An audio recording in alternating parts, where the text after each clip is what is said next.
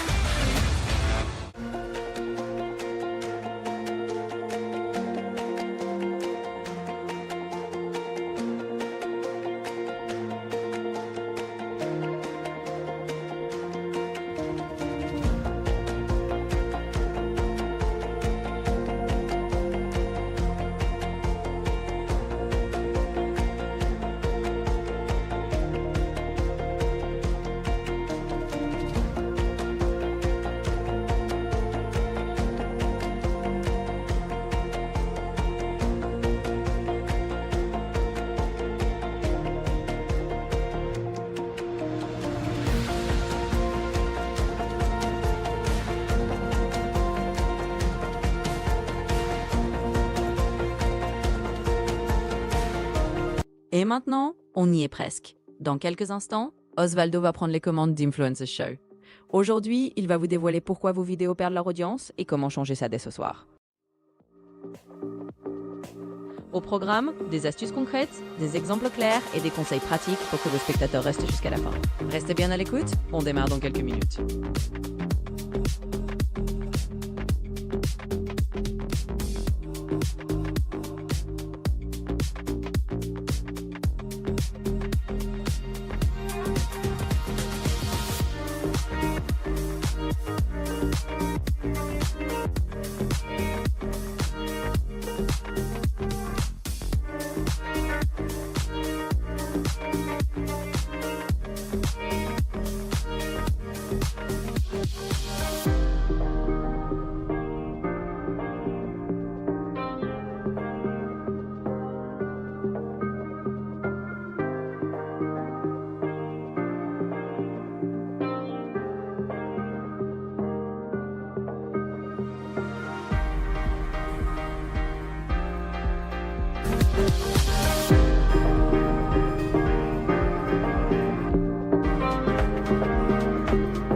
Un, deux.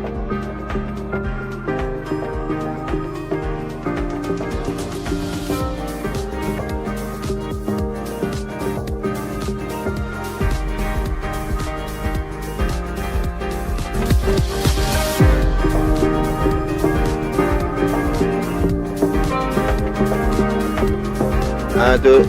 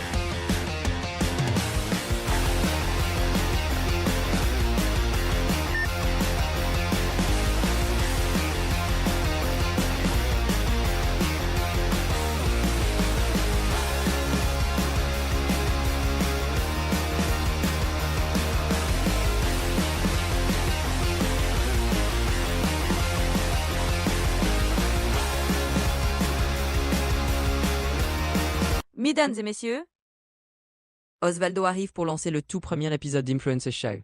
Préparez-vous à découvrir pourquoi vos vidéos ne retiennent pas l'attention et comment y remédier dès aujourd'hui. Ça démarre dans 5, 4, 3, 2, 1, go!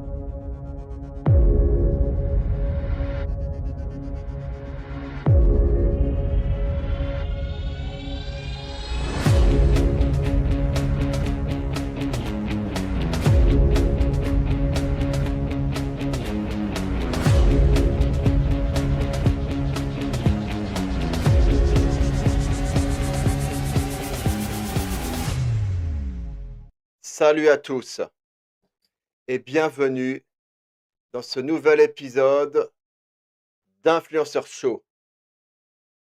Aujourd'hui, on va aborder un sujet crucial que tous les youtubeurs qui veulent passer à un niveau supérieur, comment déléguer intelligemment votre montage vidéo sans jamais perdre votre style ni sacrifier la qualité.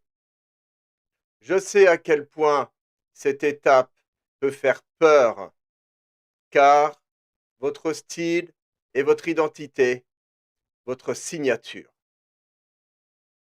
Je vais vous partager mes stratégies testées pour construire une équipe qui vous ressemble vraiment. Point numéro 1. Comprendre l'importance de déléguer. Pourquoi déléguer? Gain de temps, réduction du stress, focus sur la création et le business. Les risques quand on ne délègue pas: surcharge, stagnation, burn-out.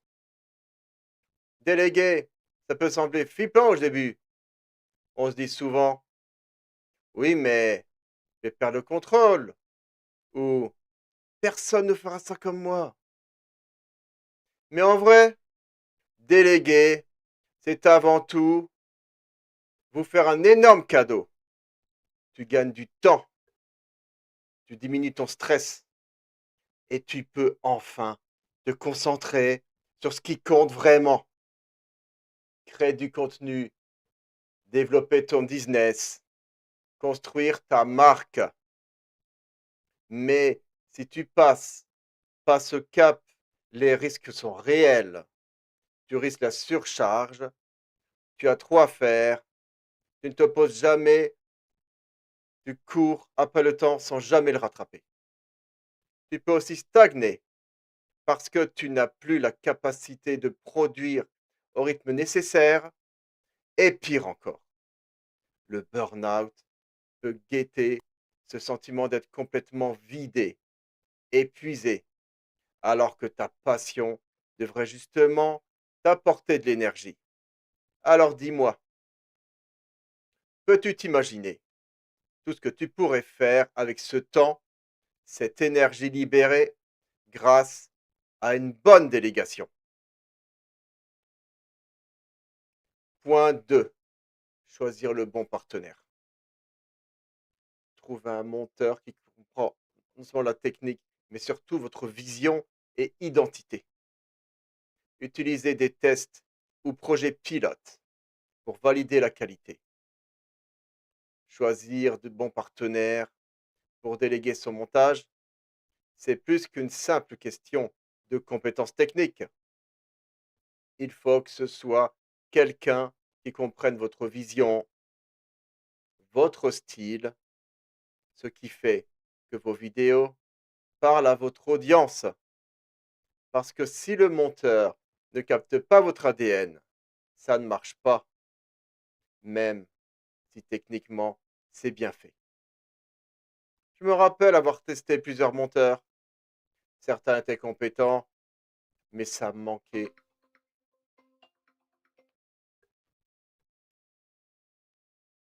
Ça manquait de cette petite étincelle qui fait que la vidéo reste authentique et vous ressemble vraiment.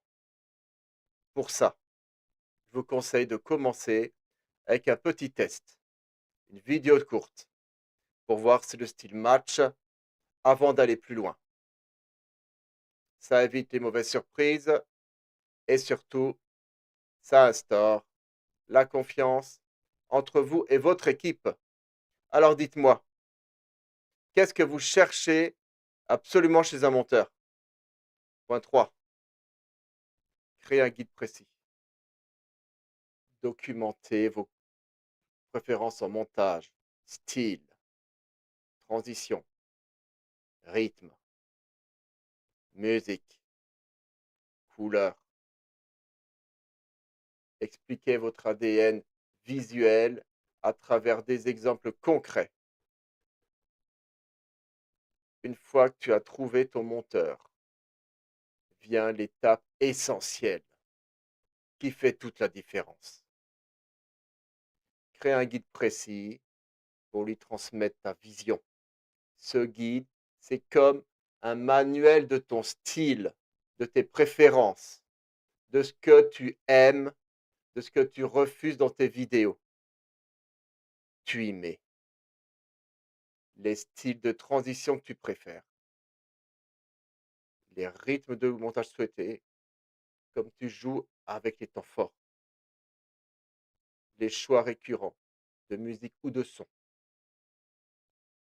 ce qui fait que ton ADN visuel et sonore, tes couleurs, tes logos, tes habitudes, un guide clair, réduit les allers-retours, évite les malentendus et assure une qualité constante.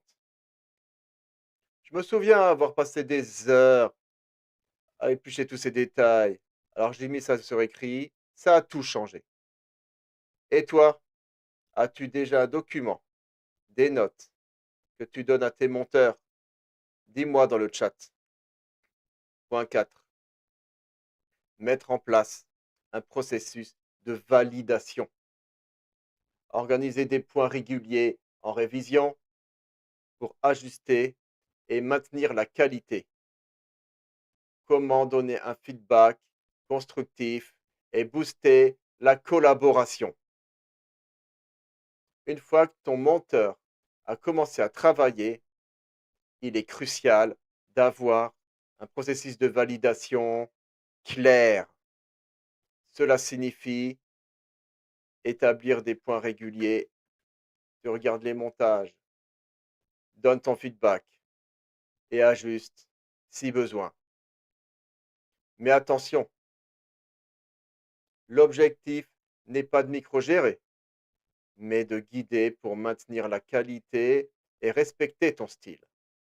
Par exemple, tu peux définir un calendrier chaque semaine, ce qui marche, ce qui peut être amélioré. Tu encourages ton équipe, tu valorises ce qui fonctionne et tu pilotes les ajustements de manière constructive. C'est ce qui transforme la collaboration en une véritable alchimie créative.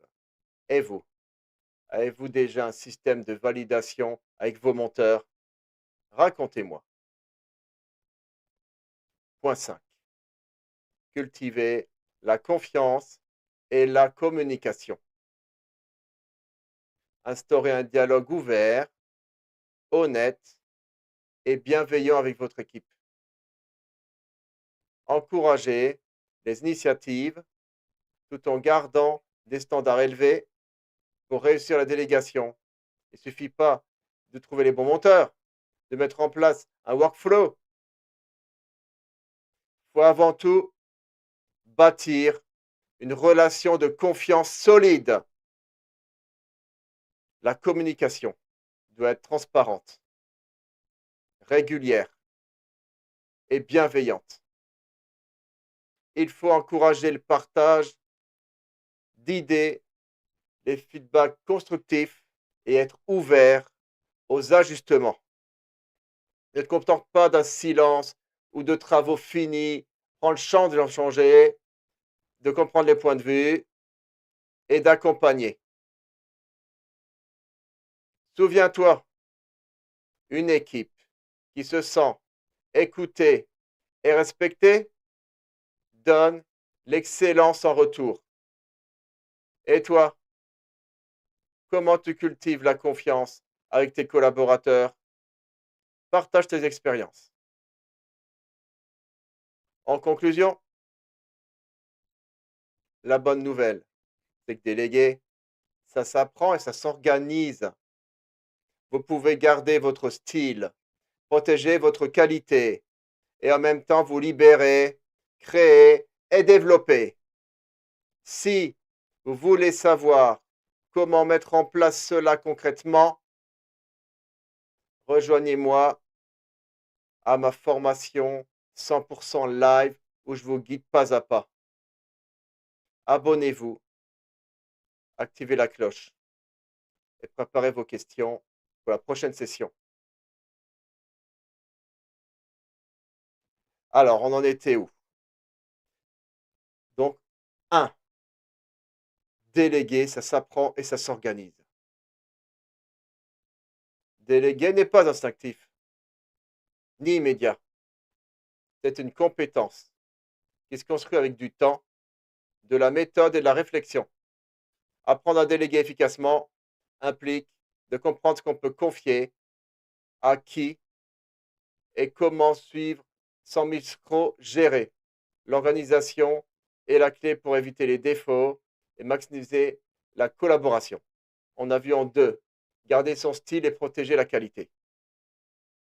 La peur la plus fréquente dans la délégation, c'est la perte de son identité. Déléguer ne signifie pas renoncer à ta patte, ton message ou ta qualité. En mettant les bonnes instructions, en choisissant les bons partenaires, tu passes ta délégation sur la confiance et le respect de ta vision. On a vu en 3, se libérer pour créer et développer. Déléguer, c'est se donner la liberté d'investir son temps et son énergie lorsqu'il fait vraiment grandir ton projet. Moins de montage, plus de création, plus de stratégie, plus d'interaction avec ta communauté. C'est là ton impact et ton chiffre d'affaires vont excéder de la correction immédiate, de l'interaction. C'est bien plus efficace que de suivre des vidéos préenregistrées et tu peux te sentir seul face à tes difficultés. 5. Pour construire une communauté engagée, il faut une présence régulière et proche de son audience. L'inviter clairement à s'abonner et suivre permet de garder le lien vivant, de préparer la prochaine étape du parcours avec la meilleure énergie et une participation possible. Et 6. La réussite exige de sortir de sa zone de confort, d'oser se challenger, d'adopter une posture de croissance permanente. Maintenant, c'est à vous de jouer. Cliquez sur le lien ci-dessous pour rejoindre ma formation et commencer à déléguer votre montage, ni perdre votre style, tout en libérant votre temps pour créer et développer. Ne laissez pas passer cette opportunité unique. Abonnez-vous. Activez la cloche pour ne rien manquer.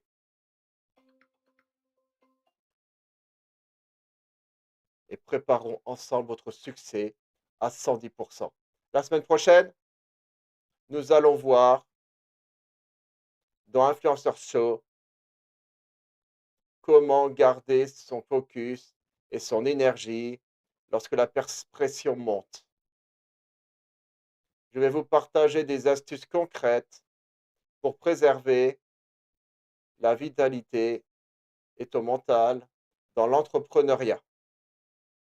Si tu as des difficultés à être focus, à avoir ton énergie, être motivé et réussir tes journées avec brio, ne manque pas cette session.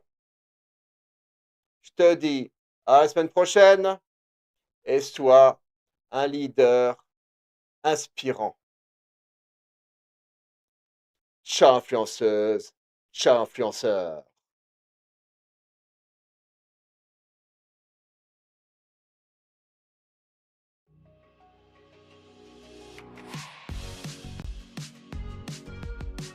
Et voilà, c'est la fin de cet épisode explosif d'Influencer Show.